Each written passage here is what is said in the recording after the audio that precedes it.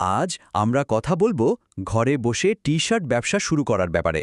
ভাবছেন T shirt ব্যবসা এ তো পুরনো জিনিস, কিন্তু না, এই ব্যবসাটা কিন্তু গত কয়েক বছরে আমূল বদলে গেছে। একটু ভেবে দেখুন, আগে টি শার্টের ব্যবসা মানে কি ছিল? একটা আস্ত গোদাম লাগতো, অনেক টাকা ঢালতে হতো, মানে অনেক ঝুঁকি। আর এখন ব্যাপারটা পুরোই অন্যরকম। কোনো ইনভেন্টরি লাগবে না, সবকিছু অটোমেটেড, আর ঝুঁকি বলতে গেলে প্রায় নেই বললেই চলে। আর এই ব্যবসার মডেলটা কিন্তু অলরেডি পশ্চিমে মাল্টি-বিলিয়ন ডলারের একটা ইন্ডাস্ট্রি। আর এখন তো ভারতের মতো বাজারেও এর অসংখ্য বৃদ্ধি দেখা যাচ্ছে। মানে ঠিক সময়ে সঠিক জায়গায় পা রাখার এটা একটা দারুণ সুযোগ। তো ব্যবসাটা শুরু করার আগে সবচেয়ে গুরুত্বপূর্ণ যে সিদ্ধান্তটা নিতে হবে সেটা হলো কোন বিজনেস মডেল বেছে নেওয়া হবে। কারণ এই একটা সিদ্ধান্তের উপরই কিন্তু পুরো ব্যবসার ভবিষ্যৎ নির্ভর করছে। ব্যবসাটা শুরু করার জন্য মূলত 3টে রাস্তা আছে। এই স্লাইডটা দেখুন, কি সুন্দর করে বোঝানো হয়েছে। Print on demand, in house production আর ট্র্যাডিশনাল সোর্সিং। প্রত্যেকটার কিন্তু খরচ, নিজের হাতে কতটা কন্ট্রোল থাকবে আর ব্যবসাকে কতটা বড় করা যাবে, এইসব ব্যাপারের সুবিধা অসুবিধা দুটোই আছে। প্রথম মডেলটা হলো প্রিন্ট অন ডিমান্ড। এটা একটা পুরোপুরি অটোমেটেড সিস্টেম। মানে আগে টি শার্ট বিক্রি হবে, তারপর একজন সাপ্লায়ার সেটা প্রিন্ট করে সরাসরি কাস্টমারের কাছে পাঠিয়ে দেবে। কোনো স্টক বা ইনভেন্টরির ঝঞ্ঝাটি নেই। কুইকিংকের মতো পার্টনাররা এই পুরো ব্যাপারটা সামলে নেয়। দ্বিতীয় মডেলটা হলো ইনহাউস প্রোডাকশন। এখানে কন্ট্রোলটা পুরোপুরি নিজের হাতে। একটা হিট প্রেস মেশিন থাকলেই হলো, অর্ডার এলেই নিজের ডেস্ক বা গ্যারেজে বসে প্রফেশনাল কোয়ালিটির টি শার্ট বানিয়ে ফেলা যায়। আচ্ছা, বিজনেস মডেল তো ঠিক হলো। এবার আসা যাক আসল জিনিসে, মানে প্রোডাক্টে। কি বিক্রি করা হবে?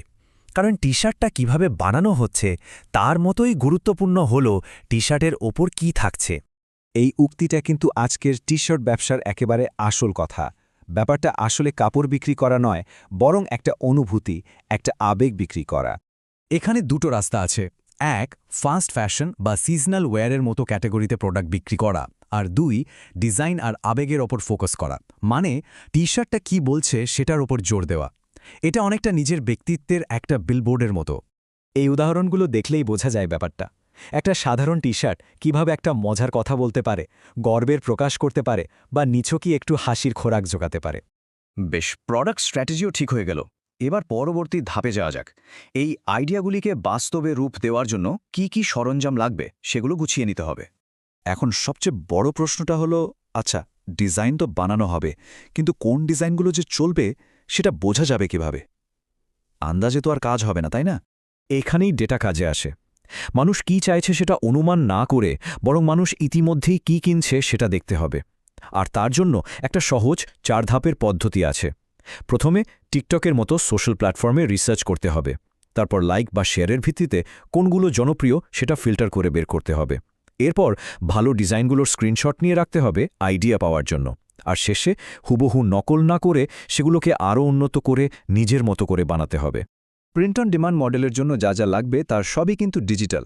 যেমন একটা সুন্দর ওয়েবসাইট, কিছু টি শার্টের মকআপ, আর কুইকিনের মতো একজন নির্ভরযোগ্য সাপ্লায়ার যাকে সাইটের সাথে কানেক্ট করা যায়।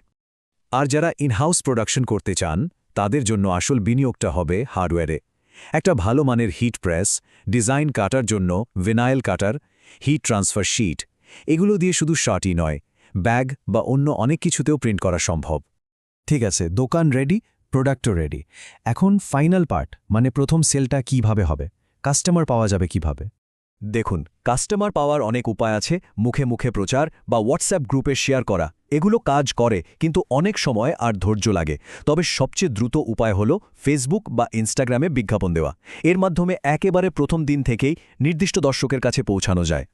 আমেরিকার মতো একটা বাজারে একটা ভালো ডিজাইনের কাস্টম টি শার্ট থেকে খুব সহজে প্রতি পিসে $5-এরও বেশি লাভ করা যায়। আর আমাদের এখানে একটা সাধারণ হিসেব হলো প্রোডাকশন খরচের দ্বিগুণ দামে টি শার্ট বিক্রি করা। মানে একটা 400 টাকার শার্ট অনলাইনে প্রায় 800 টাকায় বিক্রি হতে পারে। তাহলে দেখুন, হাজার হাজার ডিজাইন কিন্তু পরীক্ষিত এবং সফল, সেগুলো বাজারে চলছে। সুযোগটা কিন্তু একেবারে পরিষ্কার। আর ব্যবসা শুরু করার জন্য যা যা দরকার তার সবই হাতের নাগালে। প্রশ্নটা এখন শুধু একটাই, এই বিশাল সম্ভাবনার মধ্যে থেকে প্রথম কোন ডিজাইনটা দিয়ে শুরু করা হবে?